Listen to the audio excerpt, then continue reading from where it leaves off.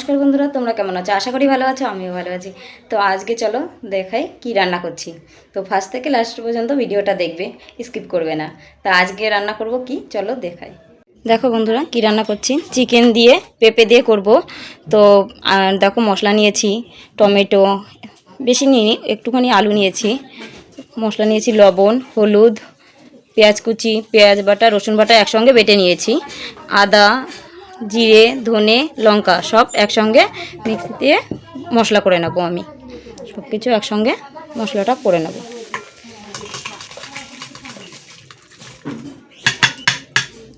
তো সব কিছু একসঙ্গে আমি মশলাটা করে নেব। তো এখন আমি আলুটা আর পেঁপেটা ভাজা করব। তো বন্ধুরা তেল দিয়ে দিয়েছি, তো তেলটা গরম হয়ে গেছে। এখন আমি পেঁপে আর আলুটা ভাজা করে নেব, সুন্দর করে লাল লাল করে ভাজা করে নেব। আর ভাজার মধ্যে একটু লবণ দিয়ে দেবো, একটু হলুদ দিয়ে দেবো, তাহলে রঙটা খুবই সুন্দর হবে। আর সুন্দর করে ভাজাটা করে নেব।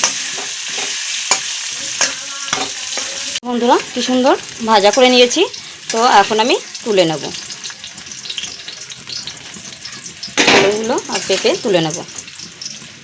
আলু ভাজা তেলে বন্ধুরা এখন আমি ফোড়ন দিয়ে দেবো, জিরে, শুকনো লঙ্কা, তেজপাতা আর চিনি একসঙ্গে আমি দিয়ে দেবো। আর চিনিটা দিলে মাংসটায় খুব সুন্দর কালার আসে। তো তেলে পরে যদি জিরেটা দিতে পারো তাহলে খুবই ভালো হয়। তো জিরেটা আর আমি ভাজা করে নেব। এখন আমি পেঁয়াজ কুচিটা দিয়ে দেবো, দিয়ে ভাজা করতে থাকবো।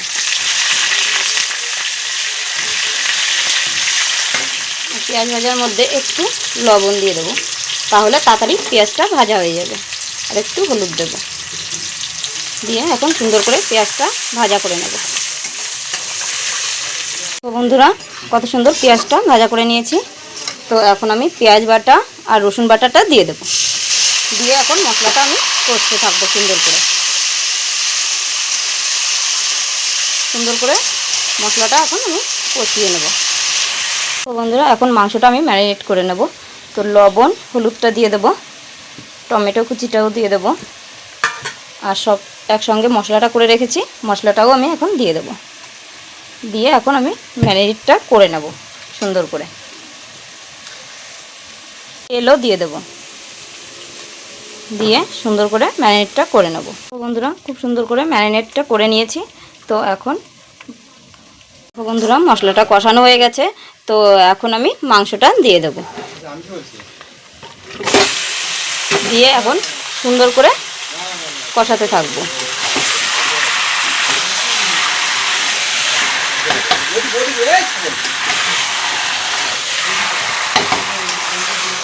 ঢাকা দিয়ে সুন্দর করে কষিয়ে নেব। দেখো বন্ধুরা, তো এরকম করে সুন্দর করে কষিয়ে নিতে হবে। আর পেঁপে দিয়ে যদি চিকেন করো তাহলে পেঁপেটাও বাচ্চাদের খাওয়ানোও হবে, আবার এদিকে মাংসটাও খুবই খারাপ লাগে না। এই গরমেতে রোদের মধ্যে, যেহেতু বৃষ্টি হওয়ার পরে গরম হচ্ছে প্রচণ্ড, রোদ দিচ্ছে আর প্রচণ্ড গরম, তো সেই গরমের মধ্যে পেঁপে দিয়ে মাংসটা খেতে খারাপ লাগবে না, খুবই ভালো লাগে খেতে। দেখো ফার্স্ট থেকে লাস্ট পর্যন্ত ভিডিওটা। তো আমি মাংসটা সুন্দর করে কষিয়ে নেব এখন। দেখো বন্ধুরা কষানো প্রায় হয়ে গেছে, তো তেল ছেড়ে দিয়েছে। কত সুন্দর কষানো হয়ে গেছে। এখন আমি পেঁপে আর আলুটা দিয়ে দেব, দিয়ে একটু নাড়াচাড়া করব। খুব সুন্দর করে কষিয়ে নিতে হবে মাংসটা। আর আমরা রবিবারে আমার ছোটো ছেলে ছাল সমেত রান্না করলে খুবই ভালোবাসে খেতে। তো ও আজকে বায়না করেছে যে ছাল সমেত খাবে। তো আমি ভাবলাম গরম পড়েছে যেহেতু, তো একটু পেঁপে ওকে খাওয়ানোই যেতে পারে। যেহেতু ছোট মানুষ, তো পেঁপে খেতে চায় না, তো মাংসের সঙ্গে দিলে পরে ও পেঁপেটা খেয়ে নেবে। তো বন্ধুরা কত সুন্দর কষানো হয়ে গেছে মাংসটা, তো তেল ছেড়ে দিয়েছে। তো এখন আমি জল দিয়ে দেবো। আর যদি তোমাদের ভালো লাগে তাহলে সাবস্ক্রাইব করে পাশে থাকবে, আর কেমন লেগেছে অবশ্যই কমেন্ট করে বলবে। তো এখন আমি জল দিয়ে দিচ্ছি। এখন মাংসটা ফুটতে থাকবে। নাড়াচাড়া করবো না, এখন একটু ফুটতে থাকবে আর কি মাংসটা। দেখো বন্ধুরা কি সুন্দর ফুটছে, তো আর একটু ফুটে যাবে, তারপরে এখন আমি গরম মশলাটা বেটে নেব। এখন আমি এই যে গরম মশলাটা বেটে নেব। হয়ে গেছে বন্ধুরা, এখন আমি নামিয়ে দেবো। দেখো পেঁপেগুলো এরকম কি সুন্দর গোটা আছে কিন্তু গলে গেছে। তো এখন আমি গ্যাসটা অফ করে গরম মশলা বাটাটা দিয়ে দেব, দিয়ে এখন আমি নামিয়ে দেব।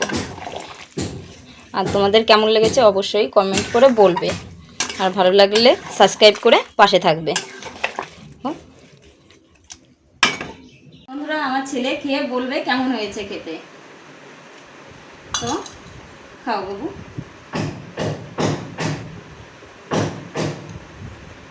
কেমন খেতে? খুব টেস্টি হয়েছে। টেস্টি হয়েছে? এইটা একটু খেয়ে দেখো তো।